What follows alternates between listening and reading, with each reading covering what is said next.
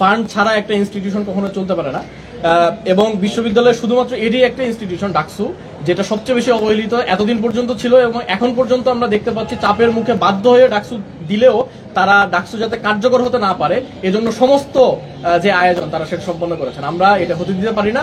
আমরা ফান্ড নিয়ে যে সকল চ্যালেঞ্জ আমরা মুখোমুখি হচ্ছি সেটা সমাধান করে ফেলবো ইনশাল্লাহ। এবং পাশাপাশি যেই শক্তি যারাই এই ক্যাম্পাসের শিক্ষার্থীদের স্বার্থের কথা চিন্তা না করে অন্য স্বার্থের কথা চিন্তা করছেন, বিভিন্ন ধরনের চাঁদাবাজি থেকে শুরু করে বিভিন্ন ধরনের সিন্ডিকেট তৈরি করেছেন, অবশ্যই তারা আমাদের জন্য চ্যালেঞ্জ। কিন্তু এই চ্যালেঞ্জের সামনে আমরা মাথা নত করবো না, আমরা আমাদের কার্যক্রম চালিয়ে যাবো। আমাদের বিশ্ববিদ্যালয়ের প্রত্যেকটা প্রবেশ পথে আমরা সার্বক্ষণিক নিরাপত্তা প্রহরী রাখবো। যারা ক্যাম্পাসে প্রবেশ ক্ষেত্রে মানুষকে বাধা দেবে না মেনলি, বা যারা ক্যাম্পাসে ঢুকতেছে তাদেরকে ফিল্টার করবে যে তাদের প্রয়োজন কি, ক্যাম্পাসের শিক্ষার্থী কিনা, যে জরুরি প্রয়োজন যাতে থাকবে তাদের ক্যাম্পাসে অ্যালাউ করবো।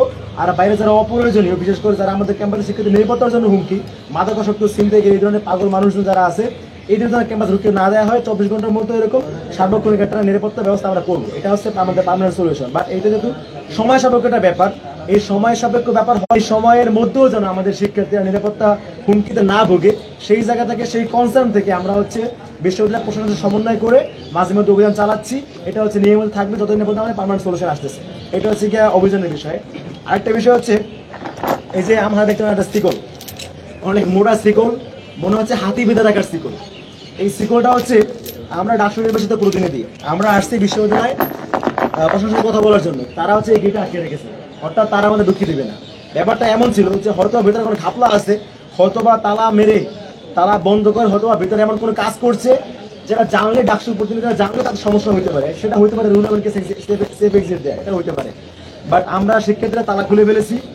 আর একটা কথাই বলবো, সেটা যেভাবে করে আমরা এই বন্ধ তালা খুলেছি, অ্যাট দ্য সেম ওয়ে আমরা ডাকসুকে অকার্যকর করার জন্য, ডাকসুকে অসহযোগিতা করার জন্য যত রকমের চক্রান্ত বিশ্ববিদ্যালয় হচ্ছে সবগুলো তালা আমরা খুলে ফেলবো। তারা এই ধরনের ভবঘুরে বা যারা ছিনতাইকারী চক্র, এরা ফুল গাছগুলো সরিয়ে ফেলে সেখান থেকে বাসনা করেছে। এটা মেইনলি মেট্রো রেলের দায়িত্ব। আমরা ডাকসুর পক্ষ থেকে বিশ্ববিদ্যালয় প্রশাসনের মাধ্যমে মেট্রো রেলের সাথে কথা বলার ব্যবস্থা করব। আমরা আমাদের চিন্তা আছে যে আমরা যে সমস্ত ফাঁকা জায়গাগুলো আছে ওখানে আমরা ফুল গাছ লাগিয়ে দিব, যাতে করে ওখানে কেউ আবাস করতে না পারে। শুধুমাত্র আমাদের ঢাকা বিশ্ববিদ্যালয় না, ঢাকা বিশ্ববিদ্যালয়ের সাথে মেট্রো রেল কর্তৃপক্ষ এবং ঢাকাবাসী সকলের সহযোগিতা প্রয়োজন। একটা সুন্দর বিশ্ববিদ্যালয় ক্যাম্পাস গড়ার জন্য ঢাকা বিশ্ববিদ্যালয়ের শিক্ষার্থী, শিক্ষকের পাশাপাশি পুরো ঢাকাবাসী সহায়তা আমাদের প্রয়োজন। আমরা আশা করি মিডিয়ার মাধ্যমে ঢাকাবাসীকে বলবো, আপনারা আমাদেরকে সহযোগিতা করুন।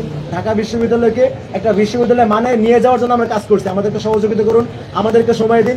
আমরা জাতিকে একটা সুন্দর বিশ্ববিদ্যালয় হিসেবে উপহার দিতে পারবো।